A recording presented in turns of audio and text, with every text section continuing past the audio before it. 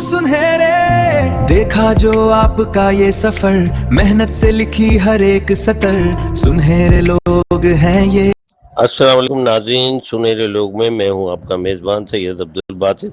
नाज़रीन, जैसा कि आप जानते हैं कि सुनहरे लोग में मुख्तलिफ शोबों के जो खिदमात अंजाम दे रहे हैं वो उनके हम इंटरव्यू करते हैं। नाज़रीन, हमारे साथ मौजूद थे सुनहरे लोग में। आज हमारी शख्सियत थी डॉक्टर इफ्तिखार मलिक एडवोकेट। आप मारूफ शायर हैं और मारूफ कानूनदान हैं, मारूफ जो है अदीब हैं। आपकी किताब भी आ चुकी है। आपकी माशाल्लाह आपका शहर में काम बहुत है, समाजी हवाले से, अदबी हवाले से, और फिर आप जो है वो ऐवान गालिब के चेयरमैन भी हैं। और बड़ी खुशी की बात है कि आपके निगरानी में बहुत सारे अदब के प्रोग्राम होते हैं, मुशायरे होते हैं। बहुत हमारी खुशकिस्मती है डॉक्टर इफ्तिखार मलिक एडवोकेट आज हमारे दरमियान मौजूद। अब तो यह है कि हमारे मुल्क में जिस शानदार तरीके से 14 अगस्त जश्न आज़ादी मनाया जा रहा है, तो मैं ये समझता हूँ कि आप ये बताएं कि नौजवानों जो नस्ल है हमारी, फ्यूचर भी उन्हीं का है। और 70% जो है अभी जो रिसेंटली जो फिगर्स आई हैं वो 60% से ऊपर है नौजवानों की, यूथ की। और मुल्क को उन्हीं को संभालना है, मुल्क उन्हीं को चलाना है। उनके लिए क्या पैगाम देंगे 14 अगस्त के हवाले से? वो लोग जो नौजवान हैं उनके लिए भी मैसेज है, जो लीडर हैं जिन्होंने इस कौम को आगे लेके चलना है उनको भी मैसेज है, सियासतदानों को, टीचरों को, हर तबका है फ़िक्र वालों को ये मेरा ये मैसेज है, ये पैगाम है कि उनको नज़रिया है पाकिस्तान, ये पाकिस्तान की इम्पोर्टेंस क्या है, क्यों पाकिस्तान बनाया गया था, उससे आगाह करें। और वो सिर्फ इसलिए बनाया गया था कि हमने दुनिया को दिखाना है कि ये एक मिसाली रियासत है जो इस्लाम के कवानीन पे, उसकी टीचिंग पे मबनी है।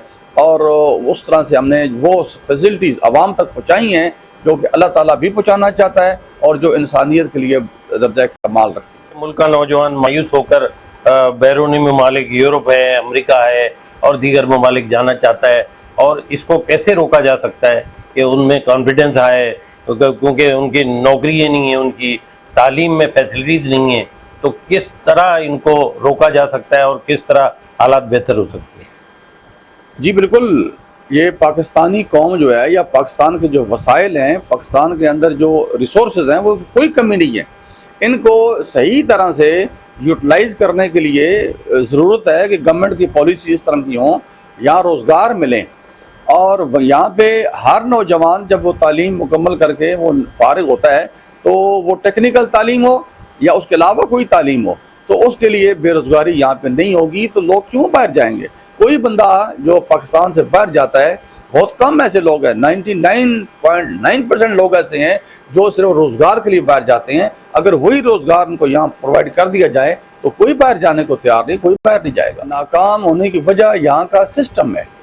यहाँ जो एक जागीरदारी सिस्टम है और सरमायादारी सिस्टम है, यानी कि पब्लिक, आम आवाम, आम आदमी वो अपने मुंतखब लोगों को इलेक्ट करने की कैपेसिटी में ही नहीं है। जब तक वो निज़ाम कायम है उस निज़ाम को ख़त्म करना चाहिए, या आम इंसानों को एक फ्री विल एक्सरसाइज करने का मौका देना चाहिए ताकि वो अपने मुंतखब नुमाइंदे, जो उनके रियल में मुंतखब नुमाइंदे हों, जो इस्लाम और नज़रिया पाकिस्तान के हामिल हों, वो आगे आएँ और इस्लाम को यहाँ पे नाफिज करें और पाकिस्तान को उसकी सही मंजिल तक पहुँचाएँ। सब एक अहम बात यह है कि हमारे मुल्क में कौमी वहदत क्यों नहीं कायम हो सकी, क्योंकि हमारी कौम जो है वो सिंधी, पंजाबी, पश्तो, सराइकी, महाजिर, ये लसानी टुकड़ों में बटे हुए हैं। तो ये कैसे मुमकिन हो कि ये सब एक जगह जमा हो जाएं और पाकिस्तान तरक्की की राह पर गामज़न?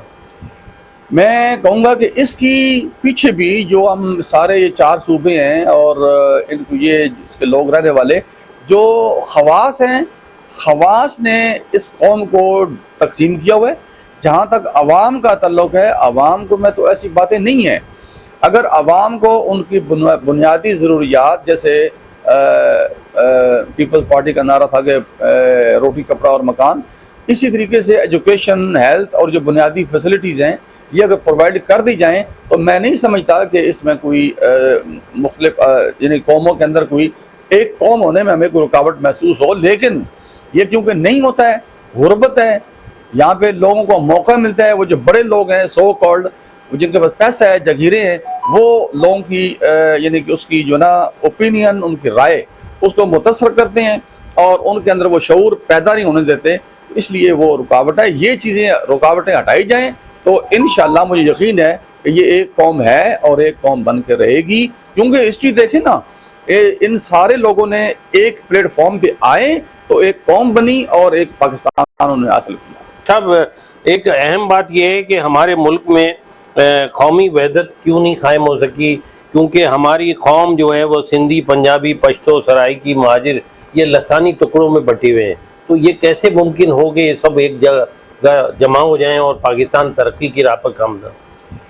میں کہوں گا کہ اس کی پیچھے بھی جو ہم سارے یہ 4 صوبے ہیں اور ان کو یہ اس کے لوگ رہنے والے جو خواص ہیں، خواص نے اس قوم کو تقسیم کیا ہوا ہے۔